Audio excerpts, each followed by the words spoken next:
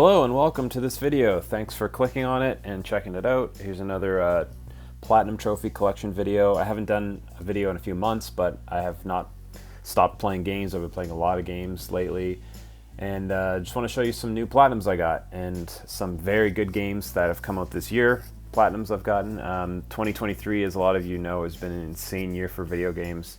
Some of the best games I've played in years have come out this year, so it's overwhelming how much good stuff is out there. But starting off right away with Dredge. Dredge is a game that came out earlier this year, and I absolutely loved it. I'm a big fan of weird horror and kind of surreal stuff in games, and Dredge is all about that, but it also is a really cool fishing game. So if you're into these like kind of cozy little games with like crafting and catching things and upgrading your stuff, you'll really like this one. But if you also love some kind of weird spookiness, you're really going to like it too. I would, just right off the bat, I'm going to absolutely suggest that you check this one out.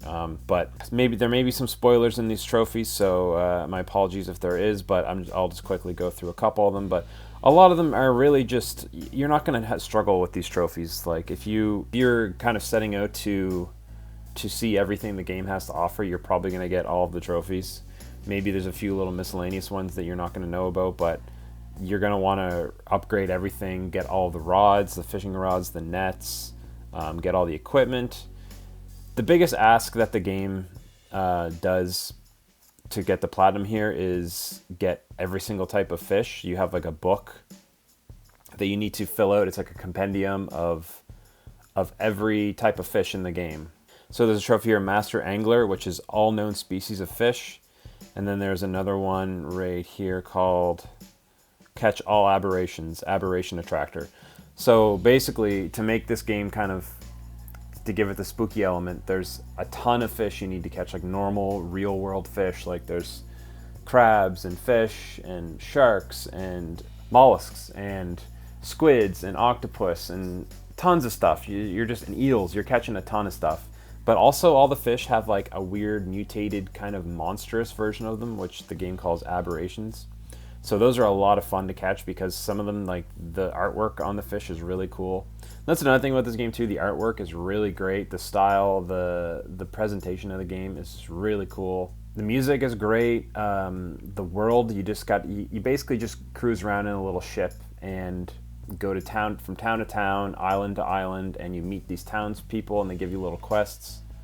So it's relaxing in a way, but also very tense, because if it's like you go out during the day, you're not going to have problems with anything, but then if you go out at night, that's when the real weird shit starts happening. And there's main quests as well, but there's also a couple different endings you can get to, which I would highly suggest seeing all the endings, because you only need to do, there's not much you need to do to see them all. You just kind of save right before the final endpoint, and then you can kind of see all the different endings the game has. But as you can see here, there's a couple little miscellaneous ones that you'll go out of your way to do that you may not even try to get. You may just get it on your own, but really pretty straightforward platinum that I really enjoyed getting. You know, as long as there's a lot of good resources online if you need to find out where certain fish are if you can't find them. There's a few little puzzles you need to do, but nothing too crazy or too troublesome. But just above all else, it's such a great game to enjoy. Like that, getting the platinum is, you want to, because the game is just so good. And it's definitely one of my favorite games of 2023. And I think more people should play it. It's an indie title, so go out of your way to check it out, because there's just so much like AAA games out this year that are worth playing. But Dredge should not be something you ignore. You should definitely check it out. So absolutely highly recommended Dredge. So next up we got new Super Lucky's Tale. This game came out a couple years ago and I didn't pay any attention to it at all. I don't think I even really knew it existed until kind of recently, but I grew up in the age of Nintendo 64 and PlayStation 1 platformers, so games like this always kind of hold a little special place in my heart.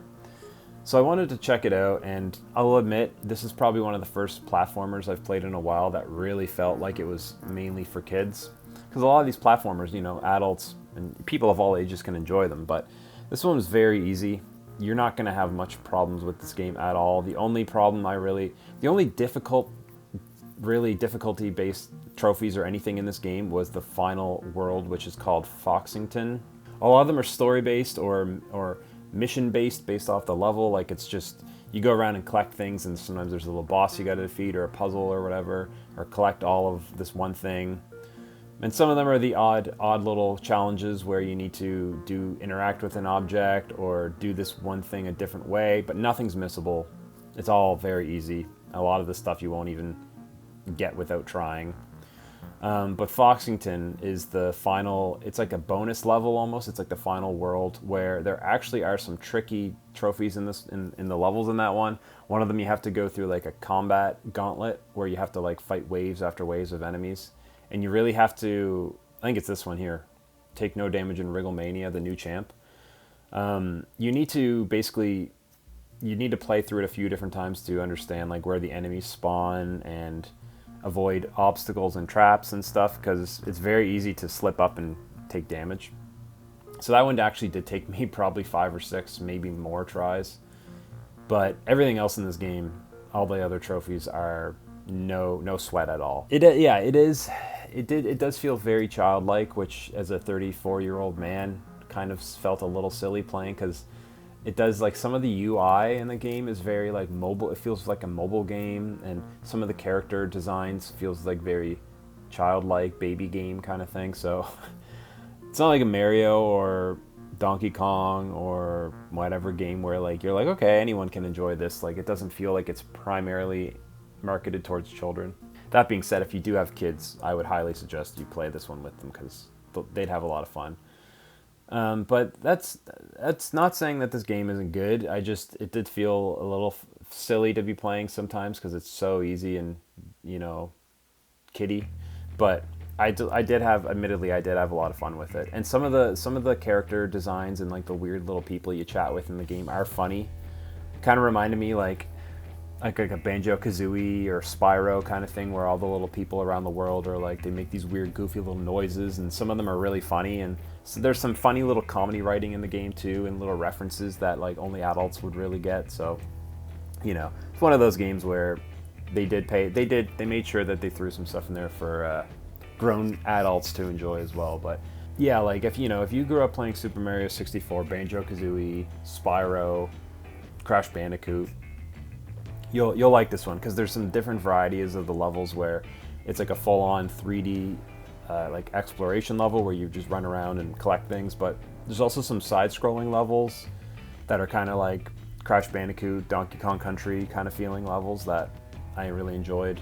And then there's a couple little puzzle levels where like you need to there's a whole lot of stuff here, a whole lot of variety, and they did a good job with it. But just keep in mind, it does feel very targeted to a young audience. It's not like you're playing like Paw Patrol or some game like that on here. It's very much, 90s, 2000s 3D platformer, but some of it felt a little baby game for me. I still like this one, and the Platinum's a fun little journey, fun little experience, and you'll get several hours of enjoyment out of it. So yeah, I'd check out new Super Lucky's Tale if you're like me and you like a good little 3D platformer every now and then. Definitely good recommend. So Homebody is another game that came out this year. It doesn't have a platinum, but I did end up getting all 100% of the trophies, and a lot of the trophies in this game are just play through the story and you'll probably get most, if not all of them. Maybe a couple that you may miss or you may need to take notice of. I think probably the only one is maybe this one, in one loop, inspect all of the friends after they die. And this one actually shocked, where you touch the exposed wire. I think you can not do that by accident. Like, the game doesn't tell you to do it, you just kind of do it just to try it out. But Homebody, I really expected to like this game a lot more than I did. It did frustrate me a bit, and I was left a little underwhelmed in some parts of it, but it's basically kind of like a weird surreal horror game where you're in a house and you need to avoid this killer and your friends are there, but it's like there's a time loop mechanic, and the house is filled with puzzles and things to find and investigate and explore. And yeah, I won't get into any spoilers, but I really did enjoy it. There's some really, really cool aspects of this game that I enjoyed a lot, and then there were certain things that I wasn't crazy about. Some of the dialogue I didn't like, and some of the puzzles really drove me up the wall. Like some of them were like very logic based and like you understood what you needed to do, but then some of them were very trial and error and frustrated me over anything, where I felt like I just couldn't grasp what the puzzle wanted me to do. And a lot of it was just kind of screwing around and finicking around with whatever, and kind of like sometimes you'd solve it and you're like, I don't even know what I did to solve it, but I guess that worked. So it felt kind of, I don't know, it was a little obtuse. As well, the killer mechanic where the killer chases you, it's very like Resident Evil for original PlayStation, kind of like tank controls where the camera is set in a certain angle, so every time you run, the direction changes that you're running in. If you run into a different room, sometimes you'll have to adjust your direction because of the camera changes. So it makes running away from the killer really tense, but there are certain times where the killer will show up when you're in the middle of trying to figure out a puzzle, and it just gets annoying because you can't fight the killer, you just run away or he kills you. And there's certain times it just was like, all right, just kill me, get it over with, and we'll start the time loop again, kind of thing. So it just got a little on my nerves. But that being said, I do still recommend you check this game out, just to try it out. It's a cool little indie game, and it came out this year as well, so it's still a new game. But I wish there was a platinum for it, because I didn't realize that, and then I got all the trophies, and then I was like, oh, there's no platinum, but whatever. Yeah, so that's Homebody. Not my favorite game of this year, but I did enjoy. There's some aspects of it that I was like, this is great, I'm really liking this, and then others, not so much. And of course, a game that mostly everyone with a PlayStation 5 this fall is playing, Marvel Spider-Man 2. This was definitely my most anticipated game of the year. I really, really loved the first Spider-Man game, and Miles Morales was also great. And both those games are just great platinum trophy experiences because you just get to enjoy everything the game has to offer, and you get a platinum for it. Like, the game doesn't really ask you to go that far out of your way to do things that you wouldn't normally do. A lot of the trophies are just for beating the main story, doing all the side missions, collecting everything, getting all the suits, all the upgrades, things like that. But then there's some really fun ones too, like, as well, I'm not going to go into any story spoilers here, so don't have to worry about that. There's ones where it asks you to do things, certain combat challenges, use certain abilities, like the Venom abilities for Miles, and the Spider Arm abilities for Peter, and as well as the symbiote abilities that you get. And then a ton of really cool side missions and side content that some of them I didn't like as much as others, but some of them are really great, and I recommend trying all of them out, because there's some really great ones in here that shine, like, definitely rise above the others. But what I really like about these games, the Spider-Man games, is they do a really good job at having these fun little miscellaneous ones that don't ask you to, that just ask you to kind of do it whenever you want. Like, there's no time constraint, or they're not missable. So a lot of these ones, like stealth takedowns, do 30 tricks in a row without touching the ground. I really like the home run one where there's a stadium in in Brooklyn, and you run around all the bases. It's just this fun. One I really liked doing was this soar one, using only your web wings, glide from the financial district in Manhattan to Astoria in Queens, and you can only use the web wings. You can't use your webs. And the web wings in this game are crazy fun to use. I know some people online were saying they didn't like them as much because it doesn't feel as Spider-Man-y. It kind of feels more like you're Superman flying around, like just blasting through the city. But it's fun as hell. Like, especially when you get into the wind tunnels, you're flying through the air at crazy speeds, and you can jump off the tallest buildings in the map and soar so high above the city with the wings that it's kind of breathtaking when you're looking around the whole map and doing it. It feels incredible. So doing this trophy was really fun because you had to kind of like plan out your route and then like make sure you're hitting like the wind tunnels, and there's certain vents on certain rooftops that give you a bit of a boost, so you look out for those.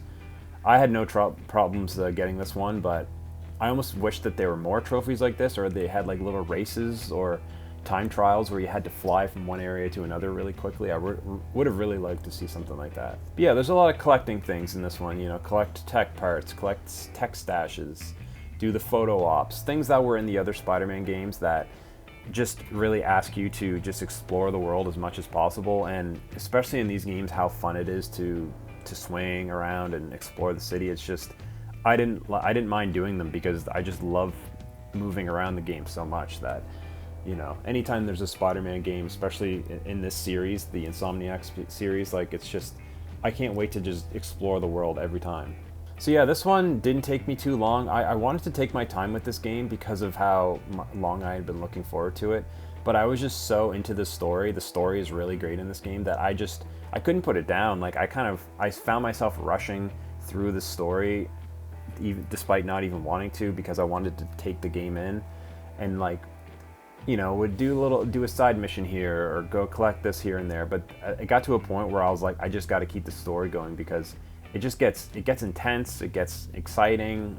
It's like, you know, it's like a page turner where you get to the end of a chapter and you're like, I got to keep reading, or like, I got to watch the next episode. So it's like, it really draws you in. So I blew through this game. I got it the day it came out, September 20th or October 20th.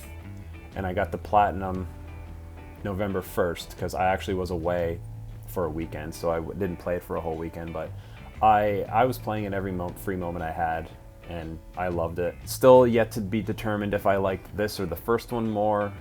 Miles Morales I would put below the 1 and 2, just because it's a bit of a shorter game, but moments in the first game I liked more, and then there's moments in the second game I liked more. The villains, they did a great job across both games. You know, Venom, there's no surprise about Venom being in this game, and I was a huge fan of that, because as a 90s kid who grew up in the 90s, Venom was huge. He was everywhere. He's comics and toys and cartoons and video games. He was everywhere, so I loved Venom. So that was great, and I did really like what they did with Kraven in this game too. I was never a huge Kraven fan, but they do some really cool things with him here. So yeah, if you're a Spider-Man fan and a PlayStation 5 owner, you obviously have probably played this game by now. So yeah, and even if you haven't played it, you're probably going to at some point. But yeah, platinum is very easy for this one. It's probably I think it might have been easier than Miles Morales. Like, I think there were some things that I realized how much stuff I was doing in this game without even trying to go for the trophy. Like, some of them I was just like, just the trophies started piling in after a while. And yeah, Spider-Man 2, definitely one of the best games of the year, and must play in my opinion. So that's my current platinums for November 2023. Only a few of them here, but I've been playing a lot of games. Because a lot of them I'm making my way towards the end. Some of them taking longer than others, and some of them I may not get the platinum for, but I've gotten a lot of trophies for, so I won't show them just in case I do end up getting platinums for them. But yeah, this year has just been relentless in terms of good games. So yeah. Anyways, thanks for watching this video. Stay tuned for more coming up. Might do some non-trophy related videos if you're into that. Maybe I'll do like a YouTube community post where I'll ask what your thoughts are on that. Anyways, we'll see. We'll see. Well, it's yet to be determined. Thanks for watching. Have a great day.